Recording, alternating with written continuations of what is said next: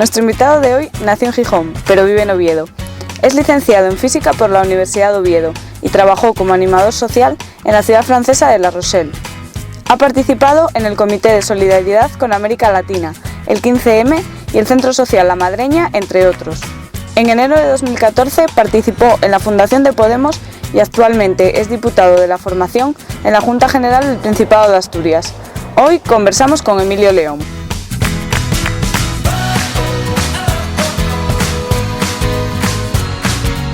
Hoy está conversando con nosotros Emilio León, diputado de Podemos en la Junta General. Emilio, muchas gracias por atendernos. Muchas gracias a vosotros. Acabáis de llegar a la Junta hace apenas 2 meses. ¿Cómo está siendo esta nueva etapa de trabajo? Pues es una etapa en la que trabajamos con ilusión, tratando de cumplir con las promesas que realizamos a lo largo de la campaña electoral, de abrir puertas y ventanas de unas instituciones que durante no poco tiempo le habían dado la espalda a los problemas de la ciudadanía. Desgraciadamente nos hemos encontrado con que hay inercias que va a costar cambiar, como que por ejemplo el mismo día que tomamos investidura se pusiesen a discutir cuáles eran las asignaciones de los representantes y el número de asesores que había que contratar. Creemos que esa no es la actitud que espera la población y que se hable de sus problemas, no de los problemas de los parlamentarios. 24 de mayo, elecciones autonómicas y Podemos aquí en Asturias saca 100.000 votos y 9 escaños. Sois la tercera fuerza política ahora mismo en el Principado. ¿Qué valoración hacéis de estos resultados? Los resultados confirman lo que veníamos anunciando. Hay ansias de cambio y hay una ventana de oportunidad que no va a durar eternamente, pero que esperamos poder aprovechar en este ciclo que se abrió con el 15M en 2011 y que con el asalto a las instituciones y permitirá introducir cambios, esperemos que realmente se ajuste a las necesidades de la gente. Tras vuestra abstención en el pleno de elección de presidente del Principado de Asturias, tú afirmaste que no merecía la pena dar más tiempo a un interlocutor perezoso sin ganas de negociar. ¿Cómo definirías las políticas de Javier Fernández en esta legislatura anterior? La FSA solamente cumple una ley, que es la ley del mínimo esfuerzo. Lo comprobamos durante la negociación, sabían que tenían un interlocutor fácil, Izquierda Unida, con el cual llegar a un acuerdo de investidura y no hicieron el esfuerzo necesario para comprometerse a aplicar políticas bien distintas a las aplicadas a la legislatura anterior, plagada de incumplimientos en los ejes básicos de regeneración democrática, lucha contra la corrupción y, por supuesto, reactivación económica, que es donde flagrantemente suspende Javier Fernández. A pesar de que vosotros votasteis en contra, la Junta aprueba mantener un sueldo de 3.900 euros para los diputados con dedicación exclusiva. ¿Qué opináis vosotros al respecto? Pensamos que los trabajadores públicos, que los representantes institucionales tienen que tener vinculado su salario al del conjunto de la población.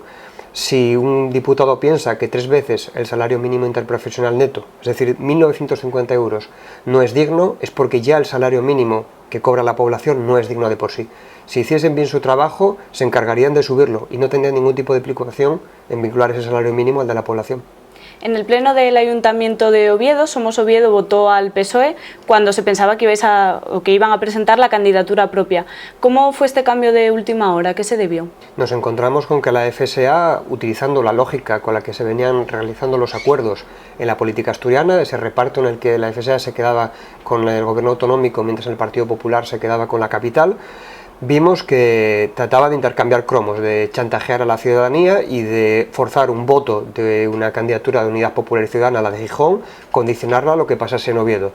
La FSA, sin ningún tipo de disimulo, dijo que como no habían recuperado el Ayuntamiento de Gijón, votarían en contra de la candidata de Somos Oviedo, Ana Taboada, nuestra Ada Colau. Y decidimos que había que escoger entre, o eso fue lo que hicieron los representantes municipales, entre continuar con esos 24 años de gobierno del Partido Popular o votar a un representante de la AMSO que quizás estaba de acuerdo con impulsar un bloque de cambio. Hace unos días el Gobierno anunció la inversión que va a hacer el Estado en las comunidades autónomas y Asturias percibirá alrededor de 310 millones de euros menos que en estos años anteriores. ¿Creéis que esto puede ser un nuevo ataque del Gobierno central a nuestra comunidad? Lo que es una repetición de las políticas que ya se han comprobado completamente ineficaces e ineficientes. No solamente es un problema de cantidad, se ve reducida la inversión realizada en Asturias, pero sobre todo esa apuesta por un modelo que está totalmente agotado.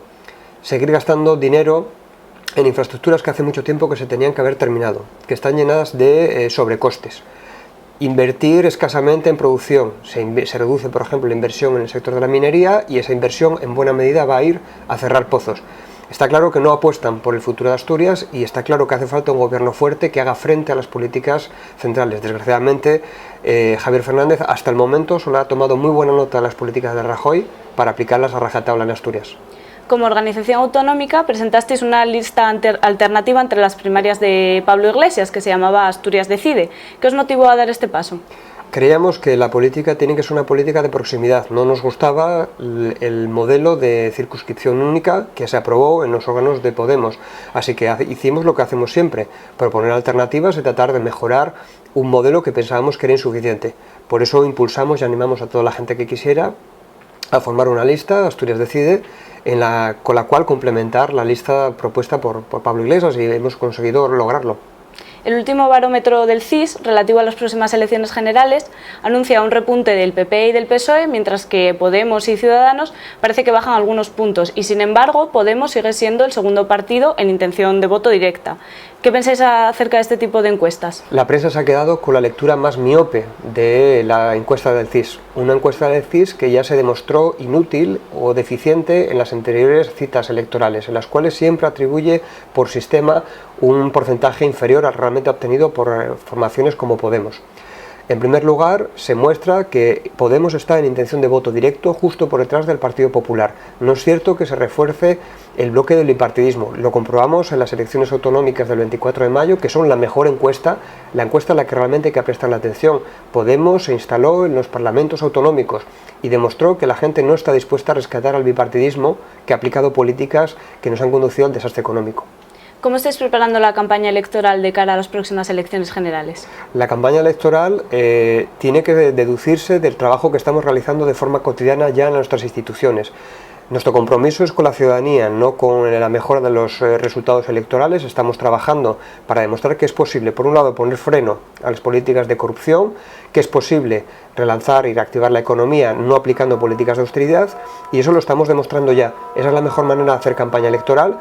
Por supuesto, conforme se acerque la convocatoria, aumentará las iniciativas para devolver otra vez la ilusión y la esperanza de cambio. ¿Qué le diríais a toda esa gente que no os ha votado en las autonómicas para que sí que lo hagan las generales? Les diría simplemente que presten atención a los hechos, no solamente a las palabras, y que decidan apostar por el cambio, por las alternativas, por el retorno del talento y por un proyecto de país que no pasa por llevarse los ahorros de la gente a Suiza ni por desmantelar el tejido productivo en beneficio de los fondos buitre. ¿Cuál es el primer momento de conciencia política que tienes? Ese momento en el que te das cuenta de que hay que empezar a cambiar las cosas. Creo que la primera huelga en la que participé fue en la guerra de Irak del año 91, cuando iba a octavo de GB. Nos manifestamos porque los hermanos de algunos de nuestros compañeros iban a ser reclutados y enviados a Irak. Isidro Fernández Rozada te retó en su momento a que te presentaras a las elecciones en una charla que tuvisteis en la calle, cuando tú estabas protestando por el tema de las preferentes de Liberbank. Pero ¿cómo luchamos? ¿Cómo luchamos? Una sociedad que tiene y que necesita claridad, legalidad, que necesita Teníamos que luchar con apoyo vuestro de los políticos. A cosa. No, que nos den un consejo para recuperar. Sí, claro, no, los jubilados son los que van en coche de lujo, llevan traje y corbata. Esos son los que supieron buscarse la vida. La gente como nosotros que no cobramos ni vivimos de esto, que somos gente normal y corriente, que lo que sí sabemos es hablar tres frases de seguido y no nos amilanamos por políticos profesionales. Pero tú no cobras y no vives porque no quieres. Porque a ti te dan la ocasión de presentarte como me presenté yo en elecciones libres, y si te votan, luego oirás estos discursos. Pero si lo único que haces es decir esto, bla, bla, bla, bla, y cuando hay unas elecciones vas a votar a otros para luego decirles, como me estás diciendo a mí, ese tipo de gente, pues lo único que hace es pasar por la vida con discursos vagos, pero lo que hay que resolver es... ¿Cómo fue ese momento? Pues fue un momento al mismo tiempo divertido, pero también frustrante. Es un momento en el cual mucha gente que había sufrido el mayor robo que se produjo en Asturias, un atraco que no fue a mano armada, sino que fue con luces y taquígrafos en las sucursales de una entidad que era de todos y de todas, Cajastur. Pero era divertido ver la incapacidad de un político para reaccionar frente a lo que estaba pasando y retarnos, como nos había retado, a presentarnos a las elecciones, después de haber tratado de ningunear la clase política, por una parte la que fueron las movilizaciones del 15M y después todas esas protestas ciudadanas como la de los preferentistas. En el mitin de La Corredoria, junto a Pablo Iglesias, comentaste precisamente que tus padres habían sido uno de los afectados por este tema de las preferentes. No me olvidaré cuando mi padre me decía: yo no puedo dormir, vivo angustiado pensando que me engañaron, con la vergüenza de haber pensado que había firmado un papel y que había sido tan tonto de no leer el contrato. Pero cuando se juntó con el resto de la gente comprendió que le habían estafado. Y tuvo que escoger, y lo dijo bien claro, entre morirme de un ataque al corazón de angustia y salir a gritar contra la injusticia. Lo tengo bien claro: voy a pelear por mi esperanza de vida, voy a pelear por la dignidad, voy a pelear por lo mío, voy a pelear por lo nuestro, que es lo de todos.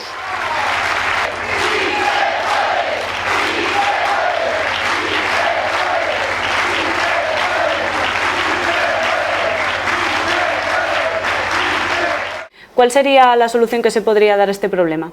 La solución que se podría dar es que se revirtiesen las políticas de ajuste en una entidad como Cajastur. Cajastur utilizó el rescate del FROB como excusa no solamente para quedarse con los ahorros de la ciudadanía y ganar liquidez, supuso también un duro reajuste en términos laborales, un ERE que ya dura varios años y que no tiene justificación ni siquiera en el momento que se adoptó la decisión.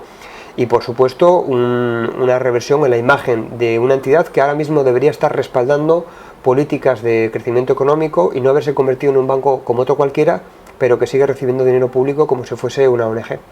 En los últimos meses se han destapado aquí en Asturias diversas tramas de corrupción, como el caso Villa, el Musel, la trama Aquagest. ¿Cuál es vuestra opinión al respecto? La opinión al respecto es justamente y diametralmente distinta a la que hace la FSA, que considera que la corrupción es una cuestión puntual, un comportamiento inmoral de algunos individuos que, si llegado el caso a los tribunales o a los titulares, basta con dejarlos a un lado. Nosotros pensamos que la corrupción tiene una dimensión sistémica. La corrupción tiene algo de comportamiento individual, de cómo se aprovechan algunos representantes institucionales para apropiarse de lo que es público, pero tiene otra dimensión mucho más general, que es cuando se privatizan los servicios que son de todas y de todos. Esas son las dos dimensiones que tiene la corrupción, porque al final apunta en una misma dirección, que es la de privatizar nuestros bienes. Dos concejales vuestros del Ayuntamiento de Corbera anunciaron que solo van a utilizar el femenino en sus comunicaciones oficiales para luchar contra el lenguaje sexista. ¿Crees que esto se puede malinterpretar como un caso de discriminación positiva? Podemos no tiene concejales. Concejales tienen las iniciativas, las candidaturas de Unidad Popular y Ciudadana. Creo que es interesante el que se visibilice un debate en torno al uso del lenguaje, pero que va mucho más allá, va acerca y apunta hacia la invisibilización de las mujeres. Es sintomático que se escandalicen algunos por el uso del femenino y sin embargo no les llame la atención que las mujeres sigan cobrando sistemáticamente mucho menos que los hombres. Bueno, pues muchas gracias, Emilio, ha sido todo un placer conversar contigo. Vale, muchas gracias. El sueño que tienes es jugar en Primera División y... Bueno, ¿cómo ves al Sporting para la próxima